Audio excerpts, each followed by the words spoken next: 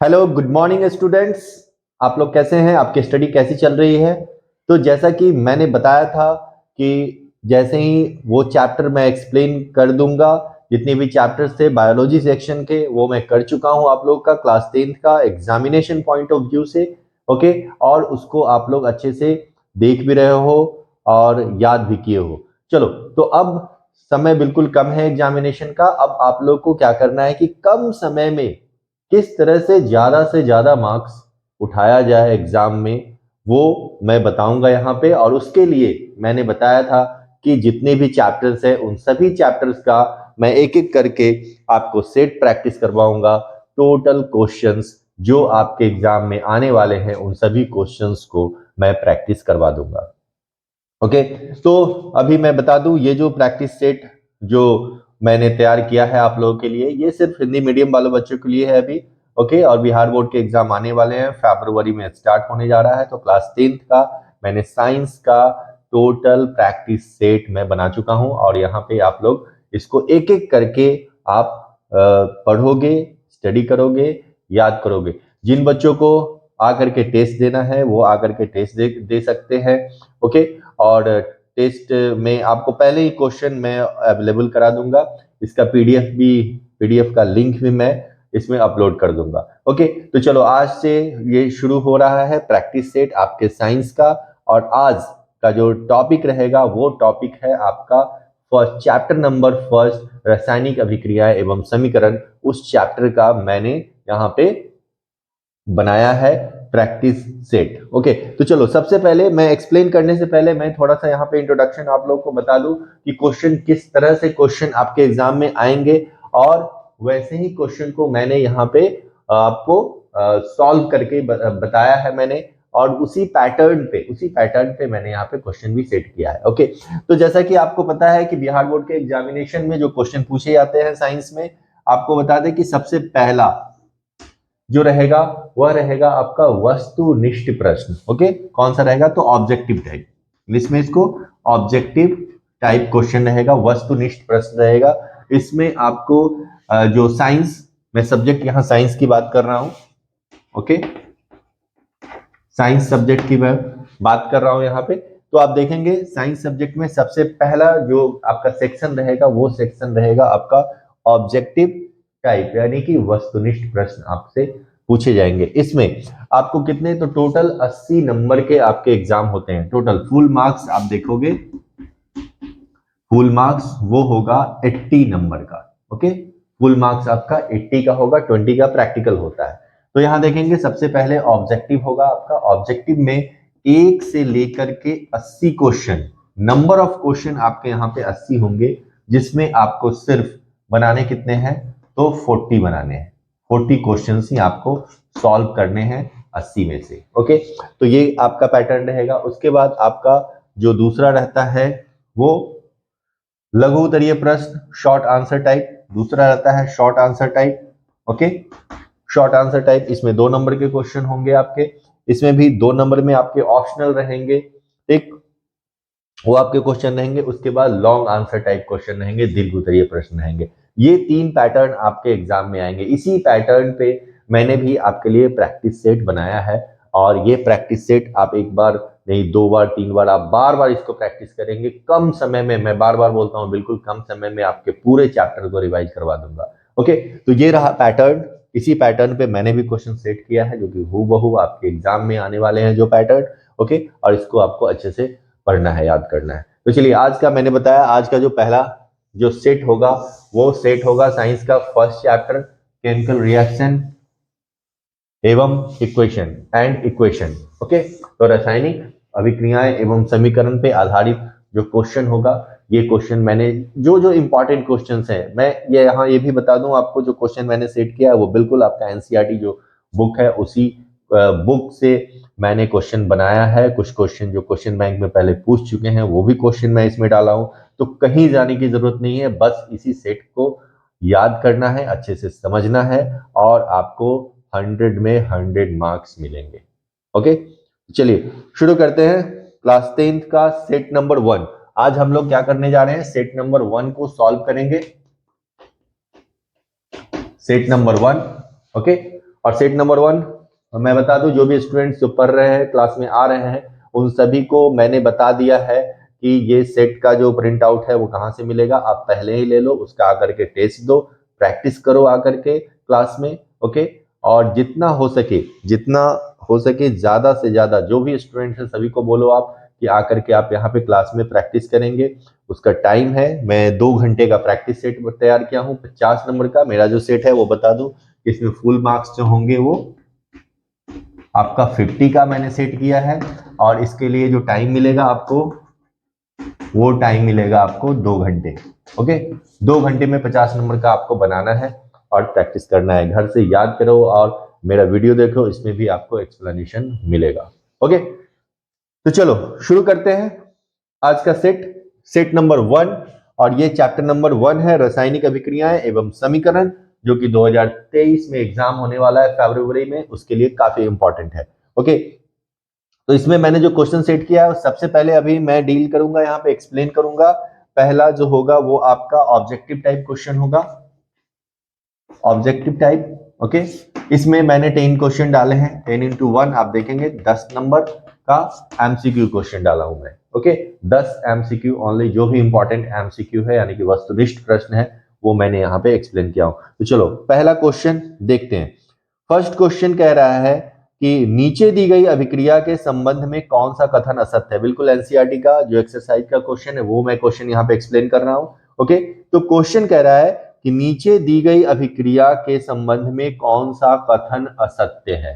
Okay, question पे ध्यान देना है, हड़बड़ी में कभी भी क्वेश्चन को नहीं बनाना है। क्वेश्चन ट्विस्ट कर सकता है थोड़ा सा, सत्य और असत्य यानी कि कौन सा करेक्ट है और कौन सा इनकरेक्ट है, ये ध्यान देना है। ये नहीं कि बस आंसर देके चलो ये होता है ऑप्शन में, फटाक से मार दिया, ऐसा नहीं करना है। ओके, तो क्वेश्चन कह रहा है कि नीचे दी गई अभिक्रिया के संबंध में कौन सा कथन असत्य है, कौन सा कथन जो है वो असत्य है, कौन कौन सा। तो देखते हैं। तो जो समीकरण दिया हुआ है आप देखें, समीकरण क्वेश्चन में ये समीकरण लिखा हुआ है कि 2PbO, ध्यान देंगे 2PbO लेड ऑक्साइड, इसको क्या बोलते हैं, लेड ऑक्साइड, शीशा, इसको शीशा बोलते हैं। Lead oxide plus carbon, okay, carbon से अभिक्रिया करता है तो यहां क्या बनाता है, लेड अलग हो जाता है और CO2 का निर्माण होता है। ओके, ब्रैकेट में इसके जो संकेत है वो दिया हुआ है कि लेड ऑक्साइड जो है वो सॉलिड के फॉर्म में है और कार्बन भी सॉलिड के फॉर्म में है, और ये अभिक्रिया करता है तो लेड सॉलिड निकलता है और कार्बन डाइऑक्साइड गैस निकलता है। अब इसमें बताना है कि इस अभिक्रिया में क्या क्या हो रहा है और कौन कौन से इसमें जो स्टेटमेंट है वो इनकरेक्ट है। तो पहला स्टेटमेंट कह रहा है कि सीसा अपचयित हो रहा है, ध्यान देंगे, सीसा अपचयित हो रहा है।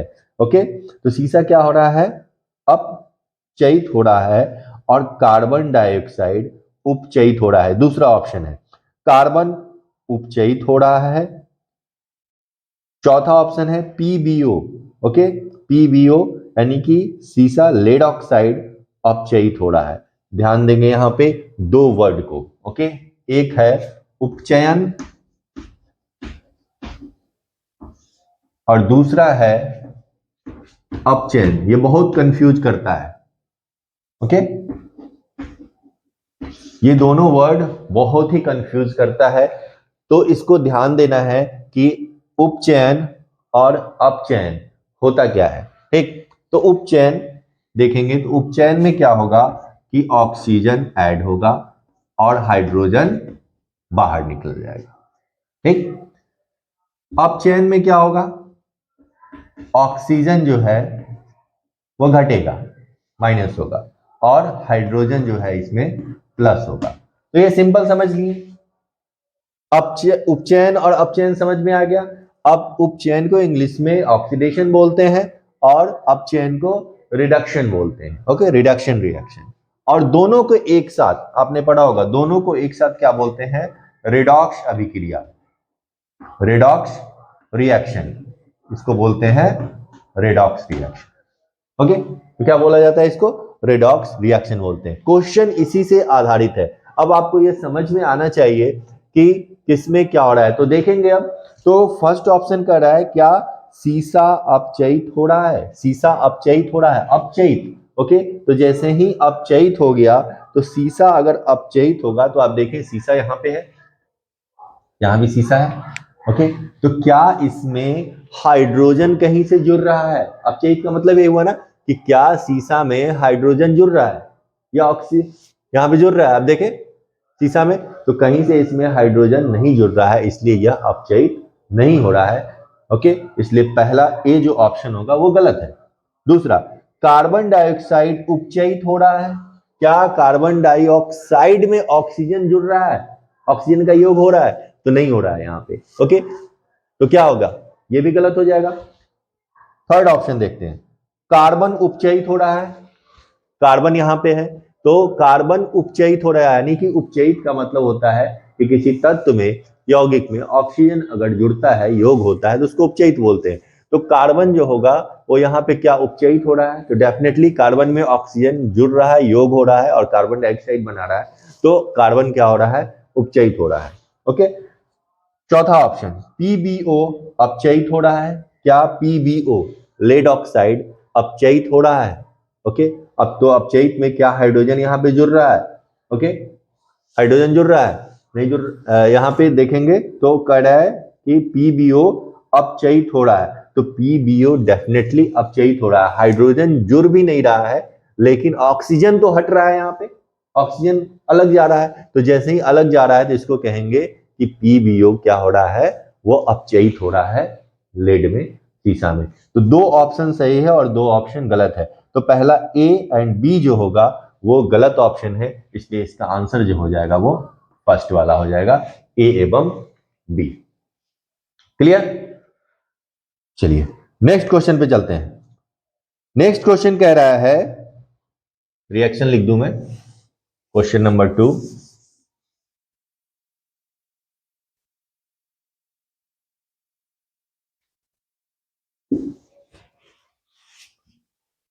तो यहां देखेंगे क्वेश्चन नंबर 2 पे हम लोग चलते हैं।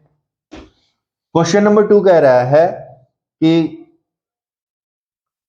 Fe2O3, okay, Fe2O3 plus 2Al यानी कि एल्युमिनियम बना क्या रहा है?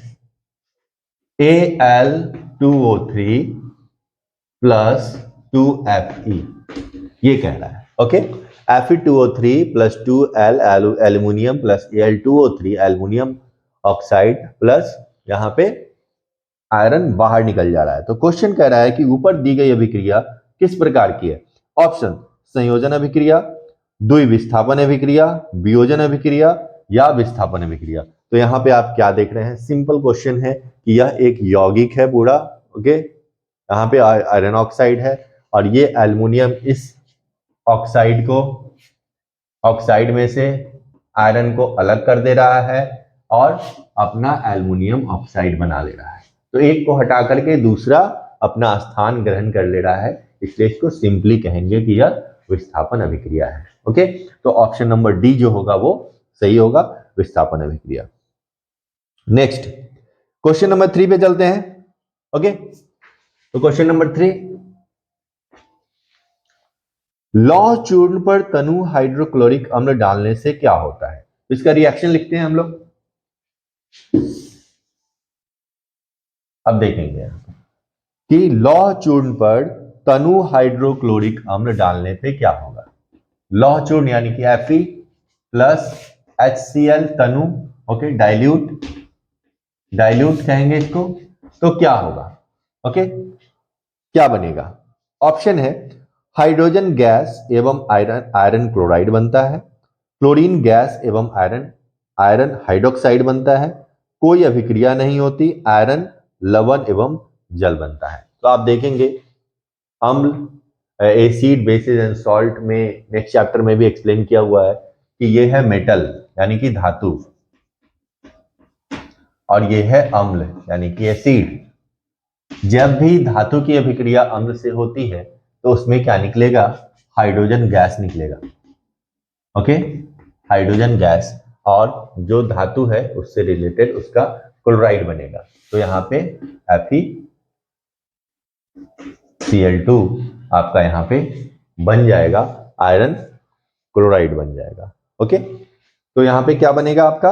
देखेंगे आयरन क्लोराइड बनता है, क्लोरीन गैस, हाइड्रोजन गैस एवं आयरन क्लोराइड यहाँ पे बनता है। तो ऑप्शन नंबर ए जो होगा वो आपका यहाँ पे करेक्ट होगा।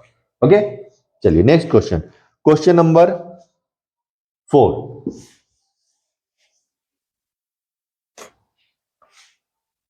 निम्न में से कौन विस्थापन अभिक्रिया का एक उदाहरण है? इसमें कह रहा है कि निम्न में से कौन एक विस्थापन अभिक्रिया का उदाहरण है। तो ऑप्शन देखेंगे, ऑप्शन ए है CaCO3, CaCO3, CaO plus CO2। Option 1 है आपका CaCO3, ओके, ये टूट करके बन रहा है CaO प्लस CO2, पहला ऑप्शन। दूसरा ऑप्शन कह रहा है CaO plus H2O, CaOH whole twice, okay. तीसरा ऑप्शन कह रहा है आपका Fe प्लस CuSO4, बना रहा है FeSO4 प्लस Cu, ओके। यहां है डी में कह रहा है NaOH प्लस HCl और बना रहा है NaCl प्लस H2O, ओके। तो क्वेश्चन नंबर 4 हम लोग देख रहे हैं यहाँ पे। तो देखिए एक एक करके देखते हैं। Ca, ये तो वियोजन अभिक्रिया है, एक कंपाउंड टूट रहा है, carbon and calcium oxide and carbon dioxide निकल रहा है, CaO प्लस H2O। यहाँ पे ऑलरेडी ये संयोजन अभिक्रिया है। Fe plus CuSO4, FeSO4 plus Cu, आप देखेंगे तो यहाँ पे क्या देखेंगे कि Fe प्लस CuSO4 यहाँ पे कॉपर जो है वो हटा दे रहा है, कॉपर को तो इसमें देखिए, इसमें जैसा कि मैं बता रहा था, तो इसमें आप देखेंगे CaCO3 जो होगा वो वियोजन अभिक्रिया है, ये संयोजन अभिक्रिया है और ये विस्थापन अभिक्रिया। तो ऑप्शन नंबर सी जो होगा वो आपका सही होगा कि ये आपका विस्थापन अभिक्रिया है। विस्थापन अभिक्रिया में जस्ट मैंने अभी बताया कि एक जो होगा तत्व जो होगा वो किसी यौगिक से दूसरे तत्व को जो कम अभिक्रियाशील होंगे उसको वहां से हटा करके अपना स्थान ग्रहण कर लेगा, तो उसको कहते हैं विस्थापन अभिक्रिया। ओके, चलिए नेक्स्ट क्वेश्चन। नेक्स्ट क्वेश्चन है सिल्वर क्लोराइड का रंग होता है। सिल्वर क्लोराइड का रंग कैसा होता है? बुक में लिखा हुआ है, क्लियरली मेंशन है कि सिल्वर क्लोराइड का रंग जो होता है वो श्वेत होता है। ओके, ऑप्शन में श्वेत है, धूसर है, काला है, पीला है, तो श्वेत इसका नाम याद रखेंगे। ओके, तो सिल्वर क्लोराइड का जो रंग होगा वो श्वेत होता है। चलिए नेक्स्ट क्वेश्चन की तरफ बढ़ते हैं।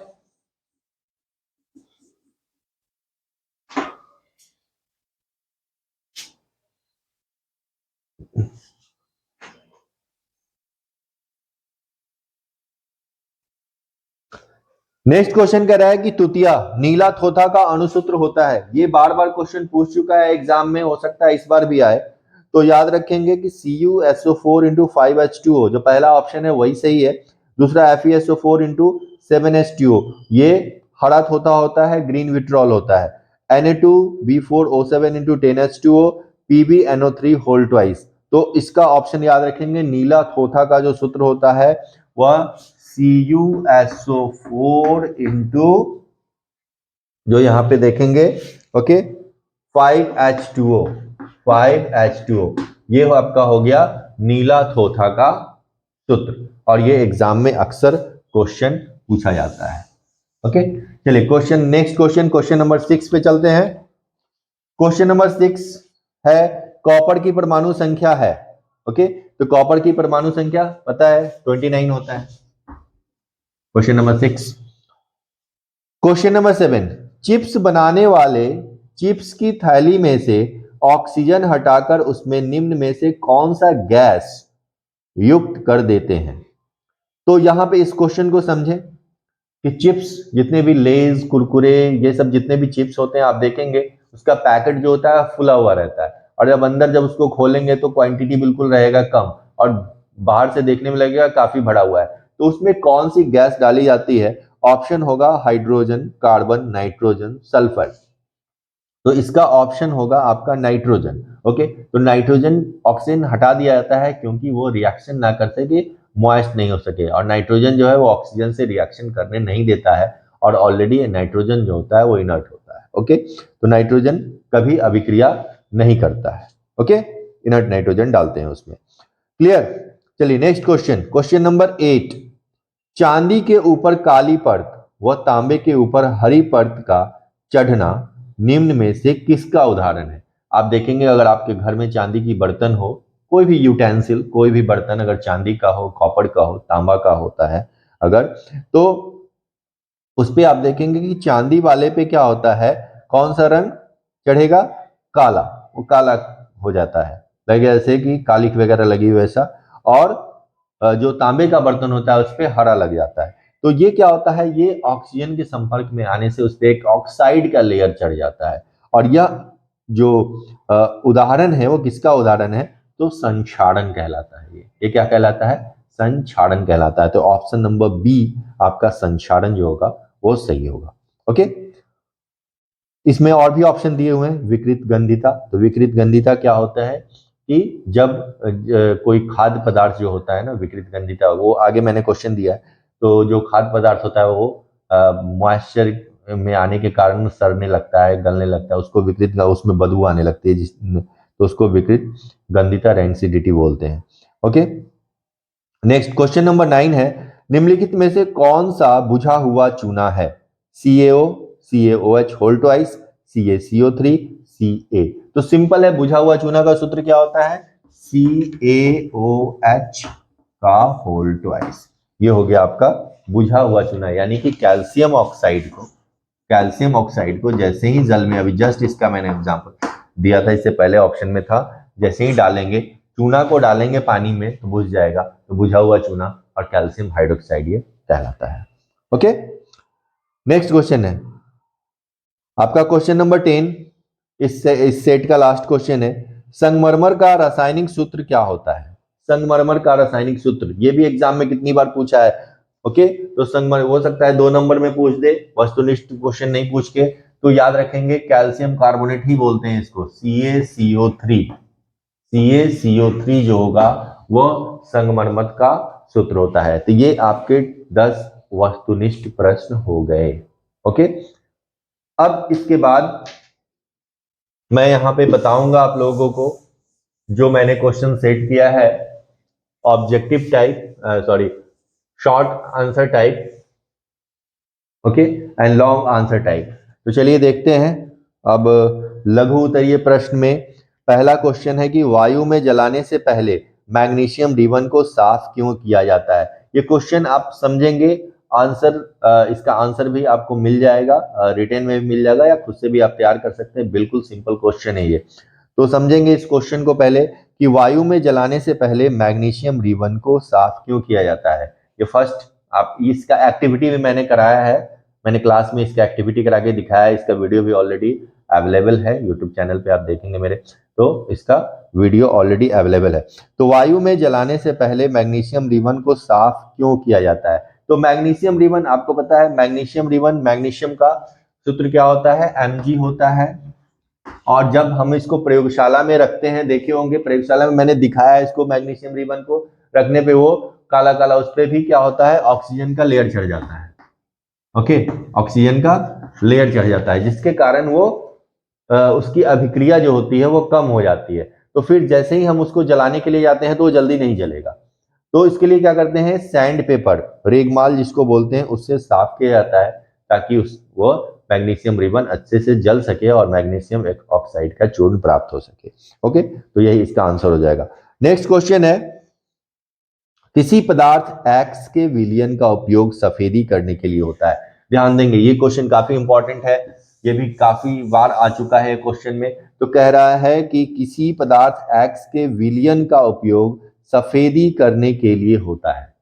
क्या करने के लिए? सफेदी करने के लिए। तो पदार्थ X का नाम तथा उसका सूत्र लिखिए। सिंपल है कि सफेदी करने, यानी कि व्हाइट वॉशिंग करने के लिए हम लोग क्या डालते हैं? कैल्शियम ऑक्साइड डालते हैं, CaO। ओके, इसी से चूना किया जाता है ना, और इसको H2O मिला देते हैं, पानी में डालते हैं। ओके, तो क्वेश्चन ए कह रहा है कि पदार्थ एक्स का नाम क्या होगा, तो पदार्थ एक्स का नाम हो जाएगा कैल्शियम ऑक्साइड। ओके, और इसका सूत्र क्या हो जाएगा, CaO, और इसकी अभिक्रिया जो होगी वो CaOH होल ट्वाइस बन जाएगा, CaOH होल ट्वाइस बन गया। तो दोनों एक एक में कह रहा है कि पदार्थ एक्स का नाम तथा सूत्र, उसका सूत्र हो गया। ऊपर में लिखे पदार्थ एक्स की जल के साथ अभिक्रिया, तो कैल्शियम हाइड्रोक्साइड यहां पे बन गया। क्लियर। 2 नंबर में ये क्वेश्चन आएगा, एक एक नंबर एकदम इसी तरह लिखना है और 2 नंबर आपको मिल जाएंगे। जब लोहे की कील को कॉपर सल्फेट के विलयन में डुबोया जाता है, क्वेश्चन नंबर 3 ध्यान देंगे, जब लोहे की कील को कॉपर सल्फेट के विलयन में डुबोया जाता है तो विलयन का रंग क्यों बदल जाता है।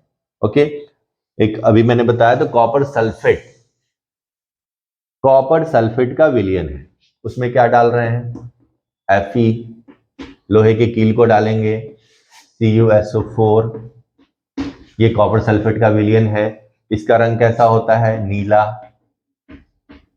ओके, नीला इसको कहते हैं। तो ये इसमें जैसे ही डालते हैं तो ये अभिक्रिया करता है, और अभिक्रिया करके कॉपर से ज्यादा अभिक्रियाशील आयरन होता है, यहाँ पे क्या बना देगा, आप देखेंगे तो कॉपर सल्फेट, यहाँ पे कॉपर हटा करके यहाँ पे क्या बनेगा, FeSO4, यानी कि आयरन सल्फेट का यहाँ पे निर्माण हो जाएगा। ओके, तो ये हो जाएगा हरा। तो यही कारण है जिसके कारण जो विलयन का रंग है वो बदल जाता है। ओके, नेक्स्ट क्वेश्चन, ऊष्माक्षेपी एवं ऊष्माशोषी अभिक्रिया में क्या अंतर है, ये क्वेश्चन भी आता है हमेशा। तो ध्यान देंगे कि ऊष्माक्षेपी अभिक्रिया एवं ऊष्माशोषी अभिक्रिया में क्या अंतर है पूछ सकता है, या इसकी परिभाषा लिखें, एक उदाहरण के साथ लिखें, ऐसे भी क्वेश्चन आ सकते हैं। तो ऊष्माक्षेपी अभिक्रिया वैसी अभिक्रिया होती है जिसमें ऊर्जा, जो ऊष्मा जो है वह निकलता है, ऊष्मा का निर्माण होता है, तो उसको कहते हैं ऊष्माक्षेपी अभिक्रिया।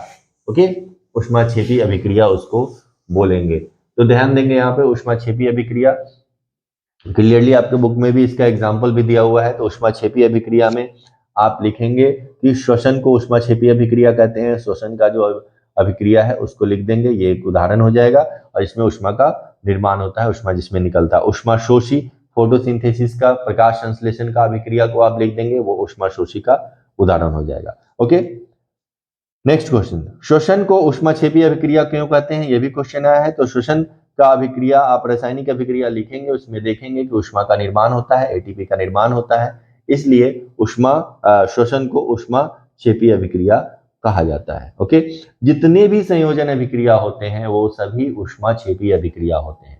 दहन, यानी कि जिसको दहन कहते हैं, कंबशन, जितने भी कंबशन रिएक्शन होता है, दहन अभिक्रिया, वो सभी ऊष्माक्षेपी अभिक्रिया होती है। क्वेश्चन नंबर 6, वियोजन अभिक्रिया को संयोजन अभिक्रिया के विपरीत क्यों कहा जाता है, समीकरण के साथ लिखें। यह भी क्वेश्चन सिंपल है कि वियोजन, अभी मैंने बताया वियोजन CaCO3 जब टूटता है, तो वियोजन अगर कोई यौगिक टूटेगा तो उसको वियोजन अभिक्रिया बोलेंगे। ओके, CaO प्लस CO2 में टूट जाएगा।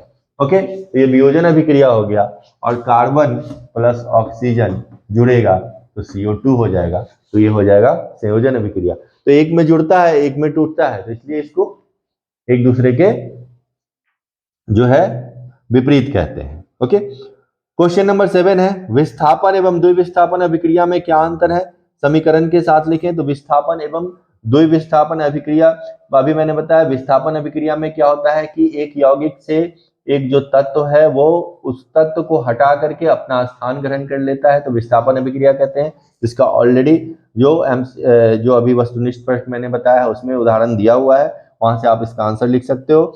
ओके, और दूसरा है द्विविस्थापन अभिक्रिया, इसमें क्या होता है, तो जो दो यौगिक होते हैं उसमें आयनों का आदान प्रदान होकर के जो है इसमें एक नए यौगिक बनते हैं, जिसको द्विविस्थापन अभिक्रिया कहा जाता है। ओके, आप इसका एकदम जो एनसीईआरटी में बुक में जो उदाहरण दिया हुआ है उसको आप लिखेंगे। ओके, कैसे लिखना है वही मैं बता रहा हूं। तो जो एनसीईआरटी आपके बुक में जो उदाहरण दिया हुआ है सेम उदाहरण को आप यहाँ पे लिखेंगे। ओके, सेम, तभी जाकर आपको जो है एकदम, अगर 2 नंबर में क्वेश्चन आता है तो 2 में 2 नंबर आपको मिलेगा। ओके, तो सिंपल है ये। उसके बाद है अवक्षेपण अभिक्रिया से आप क्या समझते हैं, उदाहरण दे तो देखें आप अवक्षेपण अभिक्रिया, जहां पे द्विविस्थापन अभिक्रिया लिखा हुआ है वहीं पे नीचे लिखा हुआ है अवक्षेपण अभिक्रिया। ओके, तो जहां पे आपका बनता क्या है वहां पे देखेंगे तो बेरियम सल्फेट का अवक्षेप बनता है, आप बुक में देखेंगे उसका एग्जाम्पल दिया हुआ है, बस उसी लाइन को लिख देना है, उसके एग्जाम्पल को दे देना है, तो आपका ये आंसर हो जाएगा कंप्लीट। नेक्स्ट क्वेश्चन, लोहे की वस्तुओं को हम पेंट क्यों करते हैं, ये भी क्वेश्चन आएगा। तो लोहे की वस्तुओं को हम पेंट क्यों करते हैं, लोहे की वस्तुओं को हम पेंट इसलिए कहते हैं क्योंकि उसका संक्षारण नहीं हो, लोहे में जंग ना लगे, इन सब बस 2 पॉइंट को लिखना है। ओके, कि उसमें जंग ना लगे, उसका संक्षारण ना हो सके। Okay, next question, question number 10 है, जिंक तनु HCl अम्ल के साथ अभिक्रिया कर हाइड्रोजन गैस मुक्त करता है जबकि कॉपर नहीं करता है। तो इसको आप समझ लें यहां पे कि जिंक की अभिक्रिया HCl से हम कराएंगे Zn प्लस HCl, तो अभिक्रिया करेगा। ओके, और अभिक्रिया करने पे हाइड्रोजन गैस बनाएगा, यहाँ पे जिंक क्लोराइड Cl2 और प्लस हाइड्रोजन गैस बनेगा, लेकिन यहाँ पे कह रहा है कि कॉपर नहीं करता है, कॉपर नहीं करता है। तो कॉपर कम अभिक्रियाशील है हाइड्रोजन से, इसलिए हाइड्रोजन को ये डिस्प्लेस नहीं कर पाता है और इसलिए CuCl2 नहीं बना पाता है यहाँ पे। Okay, clear. तो ये हो गए आपके जो इंपॉर्टेंट क्वेश्चन है, वो सारे जो लघु उत्तरीय प्रश्न है वो मैंने जो सेट किया वो मैंने बता दिया आपको। अब है आपका दीर्घ उत्तरीय प्रश्न में। दीर्घ उत्तरीय प्रश्न में मैंने 4 क्वेश्चन सेट किया है जो कि 20 नंबर में होंगे। 5 नंबर के एक क्वेश्चन मैंने इसमें सेट किया है। पहला क्वेश्चन है आपका, संतुलित रासायनिक समीकरण क्या है, रासायनिक समीकरण को संतुलित करना क्यों आवश्यक है। ओके, संतुलित रासायनिक समीकरण क्या है, रासायनिक समीकरण को संतुलित करना क्यों आवश्यक है। तो ये फर्स्ट चैप्टर का फर्स्ट लाइन में लिखा हुआ है, जहां पे लिखा हुआ है कि संतुलित रासायनिक समीकरण, वहां से आप लिखेंगे 9th क्लास में भी दिया हुआ है। तो द्रव्यमान संरक्षण का सिद्धांत, यहाँ पे एक वर्ड आप ऐड करेंगे कि द्रव्यमान संरक्षण के सिद्धांत को फॉलो करने के लिए ओके किसी भी रासायनिक समीकरण को संतुलित करना आवश्यक होता है।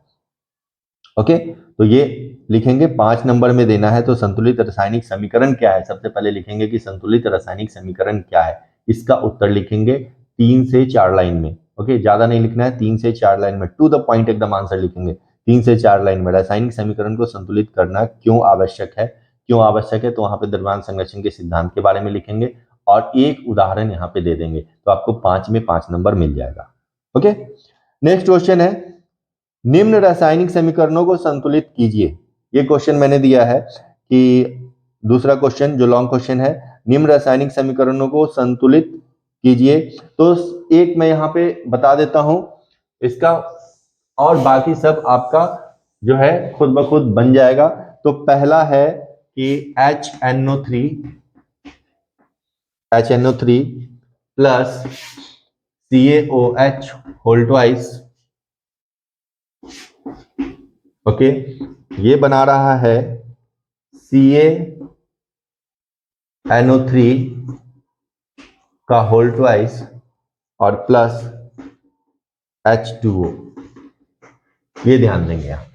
तो देखिए इसमें करना क्या है कि सबसे पहले ये समझ ले संतुलित कैसे किया जाता है।